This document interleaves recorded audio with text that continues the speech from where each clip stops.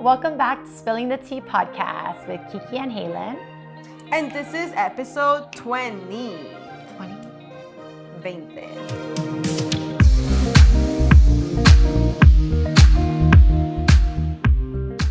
Can you believe that? That's a lot of episodes. That is a lot of episodes. And that means that we're officially past half the year.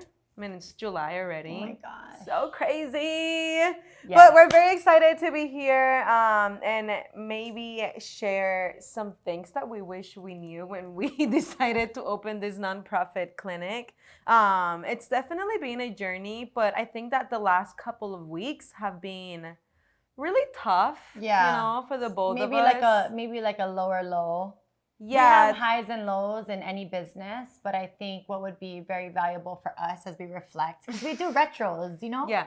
We do retros. That just means that we look at what went well, what didn't go well in the last week or two, and that I think has been really helpful for the business. Absolutely. But even more importantly, I think giving you guys like 10 mistakes to try to avoid when opening up a nonprofit business, especially if you're in that journey. A lot of people think that it's very easy to open up a nonprofit or that you just have to care. And so we just want to bust some of those myths. And I guess starting off, Kiki, what was one mistake that you feel like, okay?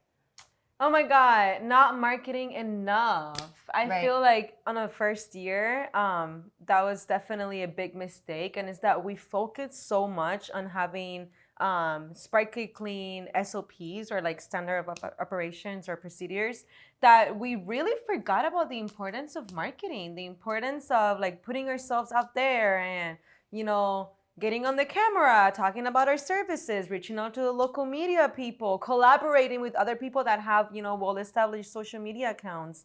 So if you are listening to this and you have had a business or are planning on opening a business, please make sure you also focus on your marketing. Your marketing is the way people know about you. It's the way that people hear about your services, your products. So yeah, it's definitely hard. one. I mean, I totally have empathy for that because I really didn't. You probably can't tell, but I don't really like to be on camera and all of that. And it's uncomfortable. Right. And when you understand your mission is so tied to the visibility and changing the narrative or whatever your cause is, it is going to require marketing just like any other business. And so I do want to say a couple of things about that because there's a lot of disadvantages of being a nonprofit and marketing, right? So if you're in a for-profit business, you can market, you can give like a lot of your budget to marketing and things like that. At a nonprofit, when you're trying to get funders or you're trying to get donors, unfortunately, the way philanthropy is, and I guess has always been, is that they don't want to see you spending money or part of your budget on marketing because they want like 100% of their dollar to go to the kid, right? Like, so at Spill the Tea Cafe, it's like the kid, or say the house's population, right? And so when we talk about this, it's like, well, if you want that and you want to give, say, $100 to like homeless people, houseless people, why don't you just walk out in the streets and just give them $100? Because the thing is that the mission requires other things like any other business in order to thrive and grow. And so you don't want to just like cut off nonprofits by not allowing them to market, not allowing them to, pay for things like that other businesses do. And we kind of understood, but we didn't fully understand. And now we are really feeling it in terms of funders not wanting us to spend any money on marketing, and we don't, thank God. Shout out Light Vision Media. However, they're very adamant about not spending any of our budget on marketing. And I think that funders don't quite understand, but marketing is also a way of multiplying that money because you are giving these people a platform. Yeah, you're giving these people a platform for them to be able to get more visible and, have bigger outreach. And that is going to connect other possible donors, other possible funders that are, again, also join the mission. And it's so unfair. I'm not trying to just cry, it's so unfair. But really, if you're looking at nonprofit in terms of these people already are usually in helping professions. They're already willing to go the extra mile. So they're overworked, they're underpaid, right? And this is kind of the narrative of nonprofits. And we're not just only trying to change the narrative for LGBT youth, but really even the narrative of nonprofits, because we're not trying to operate on the minimum. Yeah. Even though we are right now. It's not the dream to sustain and be on bare bones and have, like, how do you expect us to solve some of the biggest problems in the world with like a shoestring budget? I'm very proud of what we've been able to accomplish with a shoestring budget. However, it's so important to understand what you're up against when you're stepping into this world of nonprofit. So that's number one, marketing. Number two. Oh my God, the overhead myth. Okay. Oh my God, can you please tell them more about it? So the overhead myth is about, when people are like, I don't want to give you any money, or I don't want to fund your projects because we don't want to spend any money on rent or on electronics or on your salaries for your staff. We only want to pay for the programming. And we're like who do you think delivers the program? Who do you think creates it? Do you think like ChatGPT does? Like, it literally takes people that have the educational background that pay thousands of dollars in school to be able to establish and develop a a good program. Like a high quality, effective. Yeah, that. And like, how are you going to measure the impact of something? Like, if we're looking at, and again, I know it's going to be very difficult for people to, I guess, conceptualize this, but if we're looking at the market share in general in America, where we're just consumed with like Apple, Google, like all the things of like consumption, right? Why do we not try to put that same effort into making change, doing good, really trying to solve these big problems, bringing in the most intelligent, the most innovative, the most, right, like the most well-enabled tech people to come in and really help drive change for healthcare, for mental health, for LGBT youth, for all the things that all of us are passionate about, right? Like, we know there's a million problems out there, but there's some of us who are called to fix one of these problems, right? And we usually land in the nonprofit space. And so it's so important that we speak about this, that it's visible, that philanthropy starts to change, their view on things. I would highly recommend a movie called Uncharitable. Oh my God, if you have not seen that movie, it's going to blow your mind. Right, and it's really about, well, they have many different nonprofit leaders there. One in particular, Dan Paletta, who we highly, highly respect. I think their AIDS cause raised over $500 million. And a lot of other amazing, amazing things. And then they immediately lost their business and shut down because of this myth called overhead. Like, we don't want to spend money, with cancel culture and all of that. Like, we don't want to spend any money on overhead. We think that $500 million is too much, right, for this cause. And so a lot of times, bigger foundations, they do want you to stay poor. And I'm just going to be transparent when I say that. Like, there's a ceiling, and once you hit it, they do not want to fund that. And so it's important that, number one, you're not going to give up. Obviously, we're not going to give up. But number two, that you're very creative with your revenue streams, and that you start to create, like any other business, you start to create other streams of revenue. But if we think about charity, right? Charity is money losing. Like, the most mission-driven work, like, for instance, 1/3 of our kids who come into the cafe, we can't bill for them. Yeah, who we can't bill for due to their insurance deductible is too high, or there's a safety concern in the home. And if we send, claim summary home, then they might come to the cafe with a black eye, which has actually happened. Or,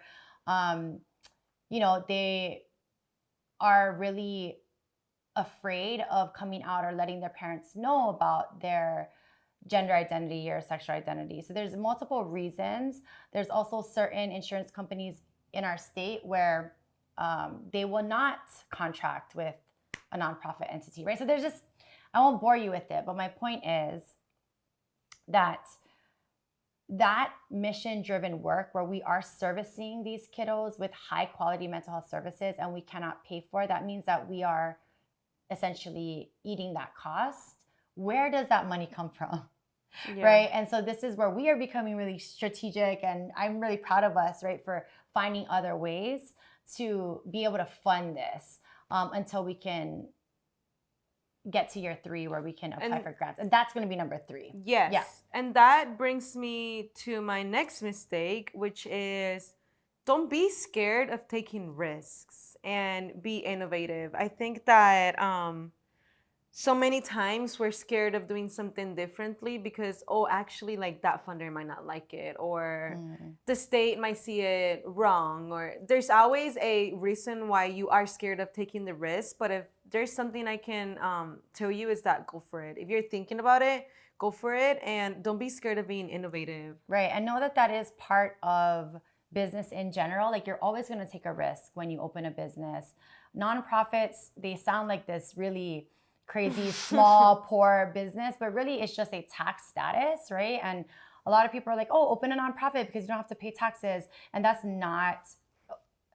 So let me put it this way. That's a myth, because you will put a lot of investment into the nonprofit. And yes, there is a tax break, but also there's so much expenses as well. And you're going to still need the same like bridge funding and, you know, funding for scale and growth and all of those things. And so I want people who have a nonprofit or who want to open a nonprofit to really step into their power and know that this is a space where we can create innovation, we can create change, right? It's kind of like in that middle sector of like, it's not fully charity, like 100% just like charity, like back in the day, you know, when they were paying for their sins or whatever it is. And it's also not just like a regular business where the main goal of businesses is to make a profit and to make more and more profit so that you can grow and scale that way and also return that investment to shareholders, right?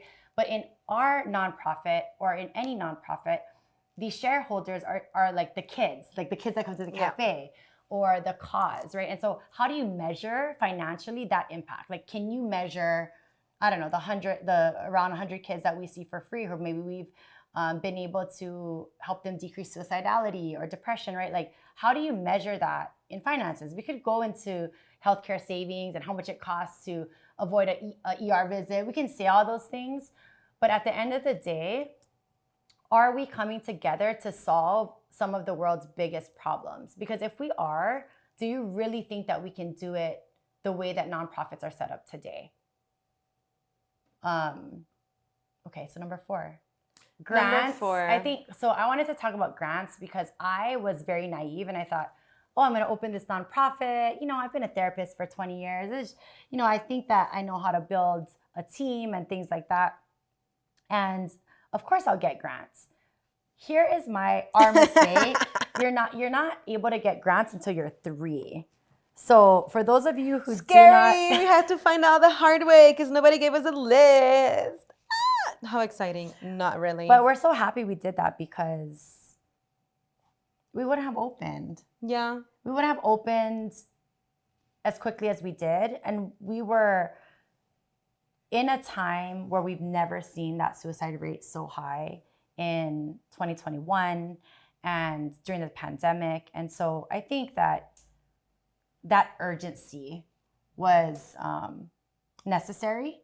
And also that's what necessitated debt as well. So like I took out a loan to open up the space, the clinic, and I thought that I could get grants to sustain ourselves like within 1 year after that loan, right? And we're so proud of ourselves because we've been able to pay back most of that loan in 2 years. And still, one of the things that we really learned, and I'm being transparent here and not mentioning, like being very respectful of all of our supporters and things like that. But just DM me, I'll tell you. Just kidding. But really, they do not want you to have any debt. So what I've learned is that if you take on debt, which I understand, like a lot of people do what they need to do, sweat equity or whatever, if they don't come from wealth, if you don't have like investments and you can't just like, I don't know, open up a business with hundreds of thousands of dollars, then if you take a loan, don't mention it.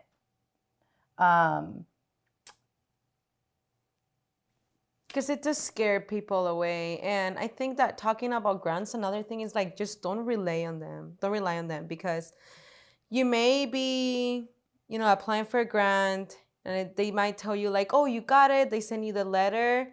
but then like it doesn't hit your bank account for like 2 or 3 months. So do not count with the grants. Don't rely on them. Or even it doesn't hit your bank account till 2 years later. Or even it might, they say it's gonna like hit your bank account, but then it never comes. No, there's many different like types of due diligence processes, and there's just a lot of learning that's involved. So I would say along with this is like, don't make the mistake of thinking that this is gonna be easy. Of course you don't think it's gonna be easy, but if it was easy, everyone would do it. No, but it's still much harder than I ever imagined. I mean, do you think it's harder? I didn't think it was gonna be this difficult. Yeah. I honestly did not think it was going to be this difficult and challenging.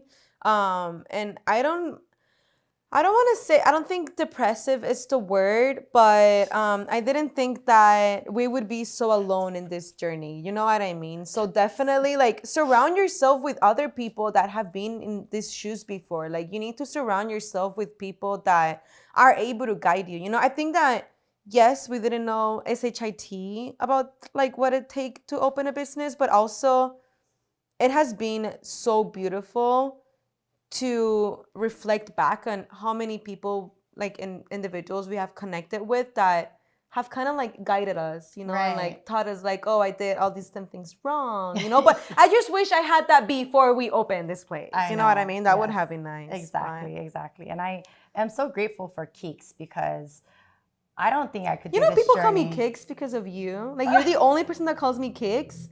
And when someone talks to you and meets with you and they hear Kicks, they start calling me Kicks. Okay.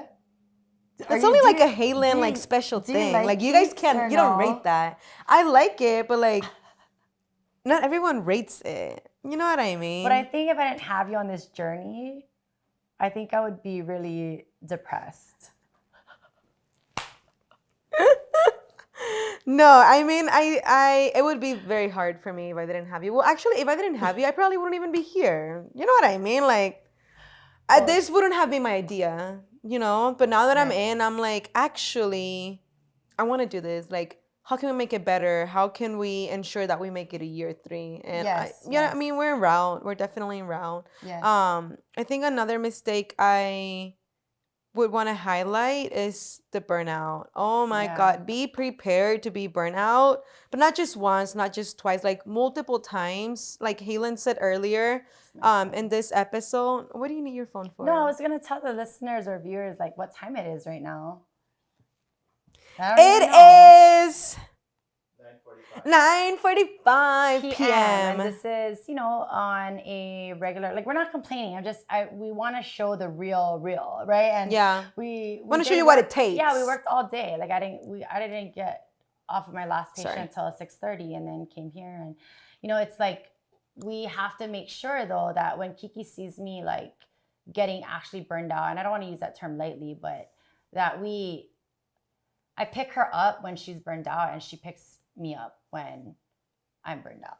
I think that we have a little bit easier. I mean, I don't want to dismiss all of our hardships, but I think we have it a little bit easier because it's kind of hard to have a business partner that clicks with you so well and that understands that, hey, there are some days where I'm going to have to pull like all of it for both of us. You know what I mean? And there are some days where we're going to be both at 100, but yeah, just definitely also finding someone that you can, you both vibe at the same frequency can make this work so much easier. Yes. And it's important that you have different types of people on your team. It's not good to have like all the same personality like on your team. And I think as a leader, it has really, what is the word? What am I looking for? It has really like refined my leadership. Like I have always appreciated being a leader, like in a director level position, like at previous jobs. But here when, people's salaries and people's livelihood kind of feels like it's on your back, then you need to accept right away that like you are working harder than anyone else because that's like the model that you're trying to show. And, you cannot expect, like as a leader, like you cannot expect other people to work as many hours as you. You should be really making sure that they're getting paid well. And that's another thing that I want to highlight as a mistake in the nonprofit sector, that like so many people are underpaid. And so at Spill the Tea Cafe, we really try to make sure that we're paying market or above market. And that's something that I'm not willing to change, where I've had multiple funders tell me, like, you can pay your therapist less, right? You can get volunteers for this. And it's not the same when we are expecting a very high quality product and we're trying to get the best therapist in the state. So with the therapist shortage, like, I just wanted to really emphasize that funders and things like that can have an opinion about what you pay your staff, or, but you cannot change who you are. You cannot change your mission just to get some money, just to get a grant, just to like appease some funder. And that's another mistake. I feel like a lot of people, out of the need, they realize that, oh, actually, maybe if I change my story, if I shift my vision, maybe I will be able to get more funders. No, do not lose your touch. Do not lose that sense, because that is what makes your business unique. That is the reason why you opened this business in the first place. And you don't want to change your vision or get sidetracked because there is a need. And if you change your mission or tweak it, you might be able to get a funder. So Right. Please stay focused and continue to remind yourself of why you're doing this work. I mean, we've had people that are like, well, maybe like don't market it to LGBTQIA. Oh like, gosh, no, I we know. are going to So continue many doing people this. tell us that, like, can you not market it as LGBT? I'm like, we're not like saying, oh, we only love gay people and all this, but when we have celebrations of LGBT youth, it's because we don't have that anywhere else, and we're trying to celebrate these kids. We're trying to change the narrative for these kids. Yes, it's for all youth, but we are also really, really committed to ensuring that people don't have to question, right? Like, people don't have to question if we're a safe space. People don't have to question that if they're LGBT, like, would we accept them? And so I think we make it pretty clear. However, we're not willing to hide that we are a safe space and that we're an inclusive clinic. Period. Are we on number 6 or 7? I've kind of lost track of it, but I also have to say, which aligns with what we just talked about. Yes. Don't lose your authenticity. That is very important. People are going to connect with you by how authentic you are. Do not let other people like dim that light in you, if that makes sense. Continue preaching, or not preaching, practicing what you preach. Stay authentic to yourself, because you also don't want to be fake to attract other people. Like, that's not how it works. And at the end of the day, the truth always comes out. So if you try to trick me by being a nice person, but deep down you're not, trust me, in a week from now, in a few months from now, I will find out. So just stay authentic to yourself. Do you have anything to add on that? Yeah, I feel like Kiki's always trying to fight. I'm like, wait, what? What just happened? Like, what are you mad at? You know what just happened. You know. But I think the authenticity is so important, because if I'm being very honest, it is hard to sit in a room of funders or pitch like all these people and not want to be liked, not want to be accepted, not want to like really grab that money. You know what I mean? And it's easy to try to be a people pleaser, especially just like, I don't know, just being a woman and all the things. It's right? also very easy when, again, you have a need. You know what I mean? Oh, yes. Right, exactly. And so like that compromising of your values or your mission, it's just really important to have that self-awareness about like, what are you willing to give up and what are you not willing to give up? And that's something that is important that we discuss with each other.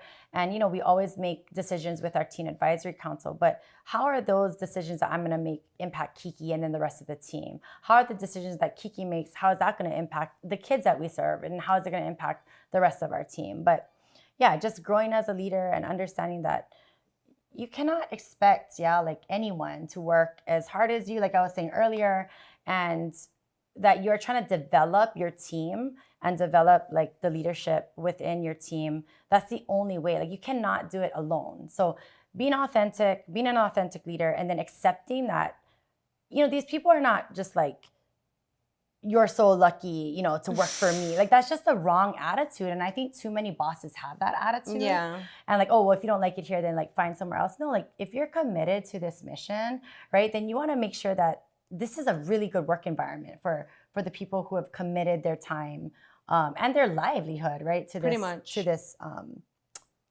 to this whatever Nonprofit organization / business. Yes. I think this one is my favorite, and it's that I know, at least that's how it felt for me. I don't know if I can speak for Haylin, but I know that for me, coming from a place where, my parents didn't have a business, my family didn't have a business, I wasn't ever exposed to people who run their businesses. And I think that, when you hear the word consultant, you immediately think like just something triggers in your brain that, oh, they probably know what they're talking about, so I'm just going to drop the bag and pay them money so that they can help me. And you cannot fall for that. I mean, we have paid so much money on consultants. We're learning. We're becoming very, very, very, very selective. But I feel like on the first 6 months or like the first year of our business, anyone that had the consultant on their bio, on their website, we're like, oh, they probably know. And then we pay them and we don't get the results that we were expecting for their services that we were expecting for. So I think many nonprofits experience this and they talk about it as well, but also just businesses in general. I think it's mindset, right? Because we don't know what we don't know. We're both very new to nonprofit.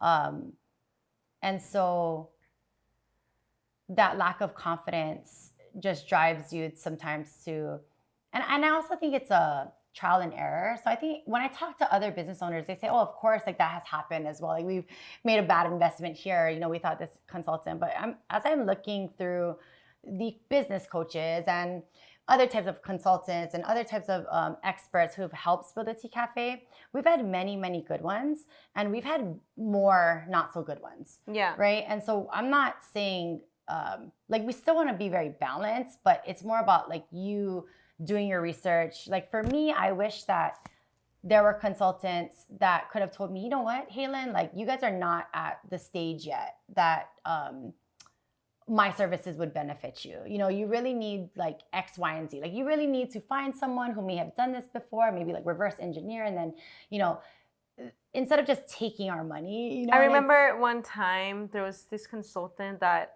it was like very early on, asked us for a P&L, and I was like, what is that? Like, how do you want me to formulate that? Like, I just don't know. And I just wish she, would have taken out of her time, be like, okay, so this is what you're looking for, this, how you put it together. I think the best way of finding a consultant is just, again, tapping into your network and reaching to other local organizations, local businesses, and ask them like, hey, can you please point me in the right direction? Because again, they have done it. So probably, for example, if you ask me, I will tell you the consultants that have genuinely worked for us versus who I would tell you to stay away from. Right. And of course, I would give you any advice and tips that I have already learned that I know were effective to me. And I'm learning too that not everyone thinks that way, right? So we might be different from most business owners, and that's okay, but at least we know. I would not feel ethically okay to take someone's money when I knew like what their budget was and things like that. And especially their prices are more for like a corporate type of thing. And that's why we are so honest about what we can do and what we cannot do. We don't want to be scammed. Nobody wants to be scammed. But I just feel like how can, even like the coaching industry, things like that, I do actually now have some concerns. Before I'm like, this is great, I love it. But at what point does it become predatory? There are some coaching businesses out there where it becomes predatory, and now you can't see me unless you can pay like, I don't know, $20,000 every 3 months. You know what I mean? And once you get to a point like that, it's hard to trust someone's intentions. And at what point are you really like, I don't know. I feel like I want to give more than I take in this world. And that's why we're different from other people and other businesses. We're givers. By nature, we're just givers. But not people pleasers. Yeah, right? yeah, very different. Yeah, we're not people pleasers, But not we're everyone thinks givers. that way. Yeah. And it's really hard because we're always like, oh, people over profit, people over profit.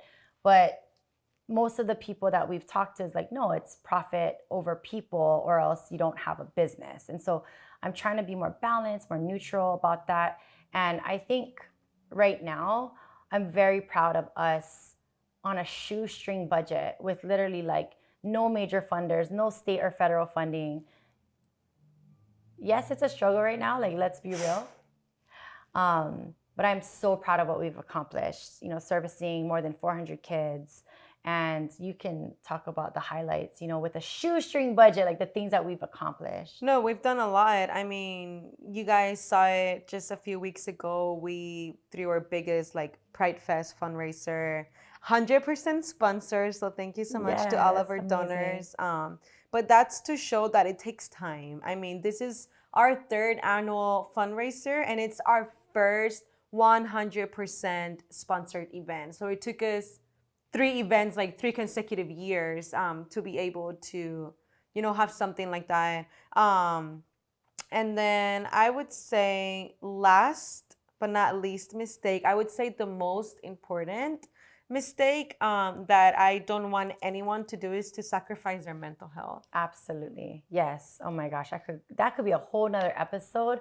But what I want to say about this is so important that Kiki and I, we have like a level 10 every week. And that just means that we're checking in with each other in terms of not like work related, but we are making it a priority for our company to check in with each other, like how we're doing mentally, how we're doing emotionally.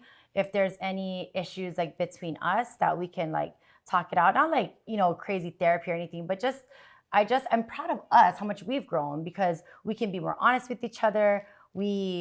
Of course, there's gonna, like with any business, there's gonna be disagreements, but I feel like we get back to baseline a lot quicker. Yeah. I say sorry a lot more. You know, like I just feel like we are growing as business partners. And I really believe that is what is gonna allow us to survive or figure it out. You know what I mean? Or figure it out, like figure out what our next move is.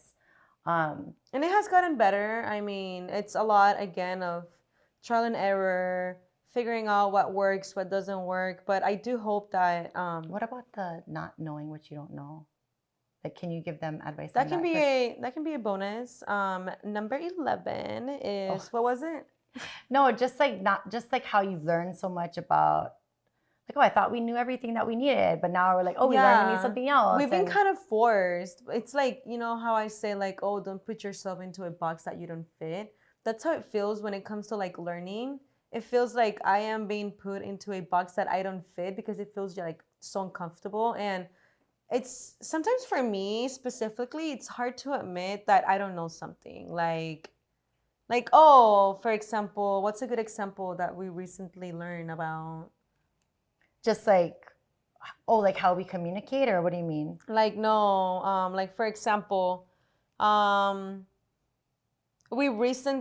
got a random email and they're like, oh, you're not compliant on this. And then I was able to contact someone from the state directly, and we're like, yeah, we don't understand anything. Like, do not be afraid of... Yes, I love that. That's great. Yeah, like, do not be afraid of not knowing. Just ask. Ask away, because if we don't know, someone would know, someone from the state, maybe another business, another individual that has been in our shoes before. Another thing, yeah. One time I was like, oh my God, I don't know how to get health insurance for my employees, so let me go pay this person. Consultants again. But then like they didn't even like, do you know what I mean? So they charged us a lot, knowing our very tight budget, and you know, we thought that everything was gonna be good to go, everything was gonna be Gucci, and then like a month later, right? Like not coming from wealth, or well, I don't know, whatever it is. It's like, oh, if we pay this much money, it's so much money, like we're gonna be good. Like, okay, just pay that person. You know, like there's no shortcuts. Like you still, as the leader of the organization, like you need to know what's going on everything, like both of us. Yeah. And again, like that mistake could have been avoided if we would have communicated with like another business and be like, hey, I'm getting quoted this for this. Like, what do you think? Because then after we did it and we shared the mistake, every single person was like, why would you pay that much? I'm like, oh, I don't know. And someone else is like, I could have done that too for you for free. And then I reach out to the company and they're like, I could have set that up for free. And we're like, oh, like we just don't know what you don't know. Right. So, yeah. Anyway. We hope this was helpful for Enough anyone. of that. Yes. We hope We it was hope helpful. this was helpful. I mean, there's probably 2 people out there who's trying to open a nonprofit. So I hope you 2 people are happy that we gave you all the advice. Do you know what I mean? Yeah. But I do also just want to look back at this when we're like, you know, just chilling and we're like super Like successful. next year.